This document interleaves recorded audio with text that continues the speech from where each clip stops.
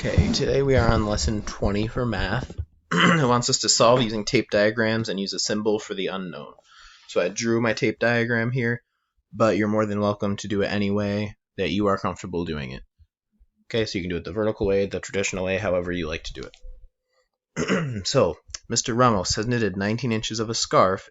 He wants to be 1 yard long. How many more inches of scarf does he need to knit? So the first thing we need to know is that 1 yard equals how many inches? 1 yard equals 36 inches because a yard is 3 feet. So that's 36 inches. Okay, so our whole thing is 36 inches. Sorry about my awful drawing here. This says 36 somewhat. And he knitted 19. Okay, and this is our unknown, so I'll put a question mark. Okay, so a lot of you will probably want to solve it the vertical way. 36 inches, take away 19 inches.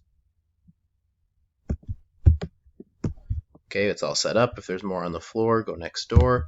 So we cross out the 6, make it a 16. And the 3 that we borrowed from becomes a 2. So 16 take away 9 is 7. 2 take away 1 is 1. So now how many more inches of scarf does he need to knit? You'd say Mr. Ramos needs to knit 17 more inches of scarf. 2 in the 100-yard race, Jackie has run 76 yards. How many more yards does she have to run? So that's a subtraction problem. 3, Frankie has a 64-inch piece of rope and another piece that is 18 inches shorter than the first. What is the total length of both ropes? So that's a 2-step problem. The other piece is 18 inches shorter. So your first step will be to figure out how long the other rope is, and then the total length of both ropes, you'll have to add them together.